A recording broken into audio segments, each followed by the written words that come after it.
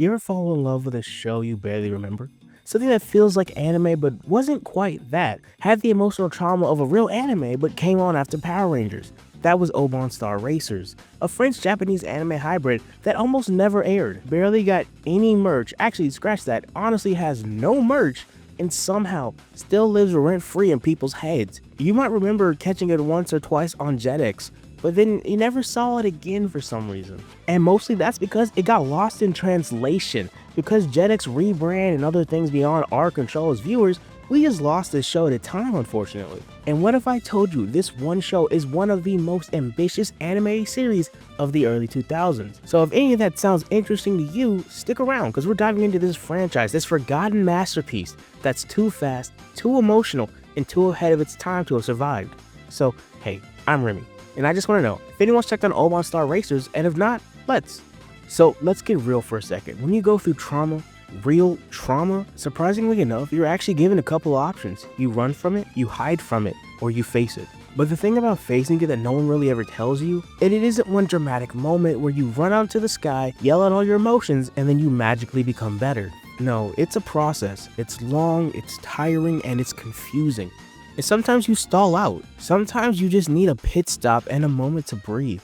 Healing isn't a straight line, it's a race. And not one of those quick laps around the block either. It's something that feels galaxy spanning, soul crushing, a gauntlet that tests everything you got. Not just your speed, but your heart. But the problem is, sometimes when we try to fix ourselves, we think that means leaving everything and everyone behind. We cut off people.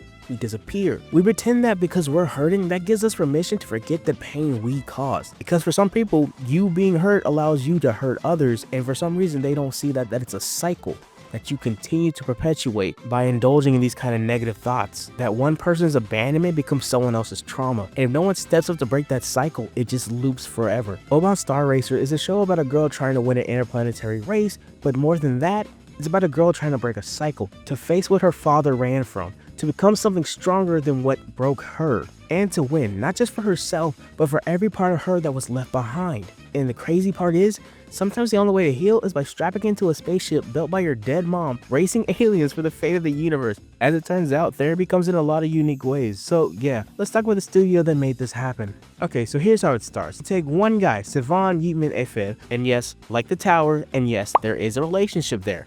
That's not important. We take this one man, and he says, I'm gonna make my dream anime, even if I have to make my own studio to do it. So he does it. He found Salve the World Production in France, but that wasn't enough. He wanted it to feel authentic, so he stuck a deal with HAL filmmakers in Japan. With this deal, that means Oban Star-Racers would be animated in Japan, written in English, and produced in French, and somehow this would still feel like a real anime. It's a cultural smoothie, so to speak, with a budget, if we're being honest, barely held it together. So that's probably why it took over 9 years for the show to be developed and all of its episodes to actually air on the airwaves. But man, thanks to that almost a decade of hard work, this show became a 26-episode roller coaster that stood out on Jetix. And yet, by the time it was done, no one really knew what to do with it. So what even is Oban Star-Racers? So let's say this is your first time ever hearing of Oban Star-Racers, or maybe you just clicked on this video because the thumbnail looked cool. For one, thank you for doing that. And for two, imagine this.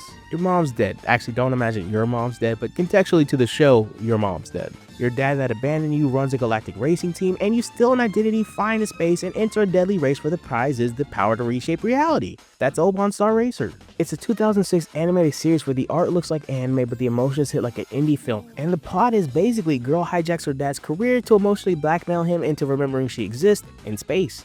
I might need to workshop the title a bit, but you get the idea. We follow our main character Eva, who later goes on by Molly, because teen drama plus fake name equals anime starter pack, as she escapes boarding school, steals a spaceship, kind of, and uses said sort of stolen ship to enter an intergalactic death race. Why? Because the moment her mom died, her dad really just said, hey, I don't know how to process this, and I can't be around you right now, so yo, it's been tight, homie. I'm gonna drop you off here and probably never come back. Bye. And he was a man of his word, and he dipped, and he did not look back. And Eva/Molly, understandably not taking this well, decided, you know what, the best way to make him acknowledge my actual existence is by joining this galaxy level event he's coaching in. just to force him to deal with the daughter he's been ditching for a decade. Cause you know, you should do that. But it turns out he sucked way more than anyone thought, and he can't recognize his own daughter. Yeah, I get it's been a decade, but she is practically a one for your dead wife. Like, here's wife, here's Molly. Here's wife, here's Molly. They are practically the same person, and this guy sucks. And if that wasn't enough drama to get you hooked into the show, here's the real hook. This isn't just a race for glory. The winner of the Great Race of Oban gets any wish granted.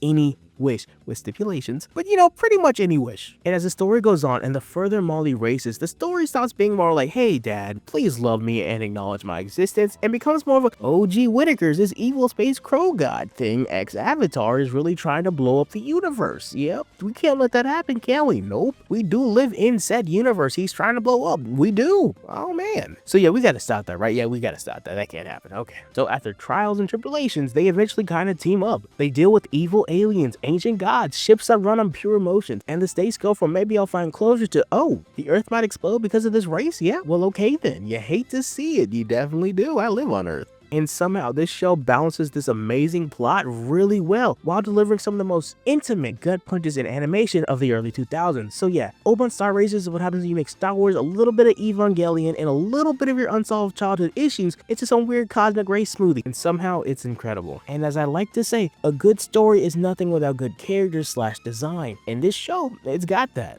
Oban Star-Racers designs are literally something wholly to itself. I mean, how often do you see character designs that specifically do not have noses as a design choice? Not just to be lazy, not to save time on drawing them. They just like, no, we don't have noses on anybody. It's weird, but it's our thing. And they ran with it, and I respect them for having that kind of unique choice when it comes to character design. Now we gotta talk about Molly and her design. Molly's iconic blazing red hair is such a defining characteristic of her and her design that was such a key character design element that it stayed from the earlier test animation they did for Oban Star-Racers before it was even technically Oban Star-Racers, which is such a cool thing. Molly's short hair, sharp eyes, all leading to her design telling you a story before she even opens her mouth. Same goes for the rest of the cast. Prince Ica, royalty with a soul. Now you have Jordan, a walking inferiority complex with a laser cannon, but my guy locks in when he needs to. Then you have Don Way, corporate dad energy with graying hair from stress, which he deserves. Everyone looks distinct because design wasn't about flash, it was about function and identity. And not to mention, in a weird way, the ships were characters themselves. Take the Arrow 2. It wasn't just a spaceship. It was Molly's trauma that could fly, built by her dead mom, piloted in defiance of her dad. The Arrow 2 is as much as a character as the next person in this show. It changes, it develops, it gets hurt, and it gets back up, and it doesn't let them down. And it's not just their ship. A lot of the ships in Oban Star-Racer are kind of like this. It always felt like every ship in this show screamed with their writer's personality. From organic jellyfish pods to biomechanical nightmares, all these ships always feel like a reflection of the pilot or the narrative the story wants to push with said pilot, which is a really cool thing to have in your story. And it also didn't help that the 3D in the show looked pretty solid. So listen, majority of the time, no one's gonna complain about 2D animation as long as it looks crisp and it's fluid. Now on the other hand, when it comes to 3D animation in the early 2000s, majority of the time it is aged like milk if you watch it today. Looking at you, Cubics and Reboot. You know, I know Reboot's legendary, but it looks bad. We can all agree it looks bad. I know it's the first, but it looks bad. If we're being honest, Reboot needs a reboot. You know, that's lazy. Anyway, continuing. Thankfully though, Oban Star-Racer still looks actually really good. I'm not gonna pretend like it's the cream of the crop, the creme de la creme, or whatever you want to say, the pinnacle of 3D animation, but it holds up really well after all this time. How filmmakers somehow made CGI races feel smooth without being soulless, the ships had weight, the speed felt dangerous, and the character animation was so expressive, you genuinely might have forgotten that this show was on a shoestring budget. The visual language of Oban Star-Racers still holds up today. I'll take stylization over hyperrealism any time of the week. As always, it holds up so much better. And you know what also holds up incredibly well? The music. Taku Iwasaki did not have to go this hard on the OST, but he did. This man also scored Gurren Lagann and Soul Eater. Both shows I love immensely and have covered on this channel. If you haven't seen them, go check them out. They're pretty cool. So when I say that Oban Star's music is underrated, I mean that like criminally. Like it's a criminal level how underrated this OST is. The opening theme song, A Chance to Shine, hits like a space opera that's trying to be a little bit much, but also kind of crying in the rain. And yeah, that's extra. I don't care. Every emotional beat has a perfectly matched melody. It's moody, it's epic, it's heartbreaking with a bass. So even if you don't remember the actual story of this show, you gotta remember the music because it's criminally underrated because it's so good. What's also underrated are the VA performances for Oban Star-Racer. So here's the surprise, the dub actually really good. I mean, like, really good. Kiara Zani gave Molly this raw, punchy vulnerability that made you root for her. And the rest of the cast, solid all around. No awkward pauses, no what am I doing here kind of line reads. It felt like everything just kind of clicked. It was one of those rare dubs where the emotions translated so well from script to screen, and the team was able to showcase this so well whenever there was a heightened emotional moment, whenever they were showing something about grief, abandonment, the fear of being unloved. Everyone stepped up to perform at their peak, and it made you feel things. It made you feel raw emotions. It made you feel like these people were going through the process of trying to heal this broken relationship. And that's why fans never forgot it, even if the network tried to. So let's talk crime. Let's talk about something criminal. The way JetX treated Oban Star-Racer. Honestly, it felt like it gave it the 6 a.m. treatment, where it was too early for anyone to watch it unless you were staying up all night. It always felt like this show had no hype, no ads, and they felt like JetX had no idea what to do with it. And because of this, kids missed it, teens missed it, adults missed it. It never had a chance to build momentum. Okay, time for some Remy lore. I've never said that before, but it's time for some me backstory. Growing up, I didn't have cable as a kid. So like every kid who didn't have cable, I grew up watching Foxbox, WB, ABC Family, you know, the essential three that you watch on Saturday because this is your time for cartoons. So the rare times I got to watch cable, i.e. JetX, was when I was at my cousin's house. I remember watching all the crazy cool shows that we as the non-cable people didn't get to see. That to say, I remember watching Oban Star-Racers for the first time and being so confused. One, I didn't have any context for what was happening because it was, once again, it was the first time I ever seen it. And two, none of my friends had ever talked about this crazy 2D, 3D show. Because remember, at the time, I've only seen stuff like Cubics and I'm like, this is not Cubics. This show had such a super unique style and a vibe to it. Also, they had no noses, which for me, as a kid, was like, why do they all look like Krillin from Dragon Ball Z? And I was like, yo, that's kind of cool, actually. And eventually, I would bring the show up to my friends, and most of them dismissed the show because the lead was a girl, for being completely honest. And I get it, it's a shame, but, you know, we were just a bunch of young kids, girls had cooties, and a bunch of guys weren't trying to talk about quote-unquote girly stuff. We wanted to talk about soccer and Dragon Ball Z and, I don't know, Kappa Mikey, stuff like that. But it's honestly a shame. I regret not pushing harder for this show. This show was so cool, and I was just like so narrow-minded. It was like, yeah, guys don't watch Oban Star-Racers.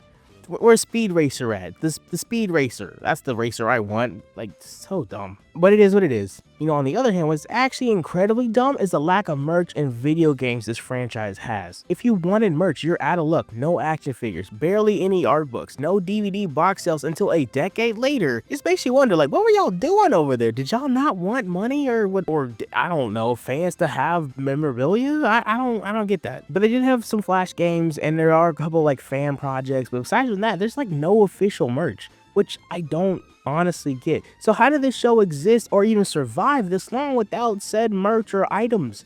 The answer is because of the fans. Fans like you, fans like me, fan art, fan fiction, bootlegging uploads. Don't do that one. Wink, wink, nudge, nudge. But yeah, they even exist through forms of like Tumblr gifts. Besides these cool ways of showing that they really care about the show, the cool thing about the fandom for this show is that when push came to shove, the fandom put the money where their mouth is and they paid for something that actually mattered.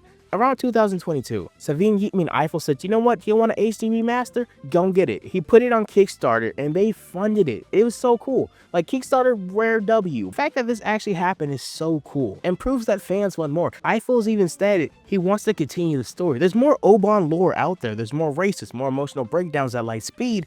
And in a world where everyone loves revivals, continuations, spin-offs, etc., etc., there's no reason why this show couldn't come back on, say, a Netflix or Crunchyroll. And you know Netflix, they love throwing money at things for no reason. Not to mention, the French animation scene right now is super strong, ranging from shows like Arcane, Wakfu, Cannon Busters. If I was going to trust anyone to redo this show and do it right, it would be a French animation studio.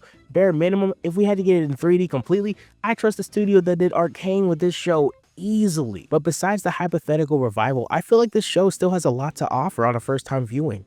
After all the ships have crashed, all the races have been run, all the ancient gods have dropped their final lore dump, where does that leave Molly? Molly doesn't win the race. She doesn't get the whiz. Shit, if we're being honest, she sort of loses Jordan also. Not to mention, she doesn't magically fix everything with one grand cinematic gesture. And I think that's kind of the point, because healing doesn't work like that in real life. You don't get a neat little congrats on completing therapy trophy for surviving your trauma. You just keep going.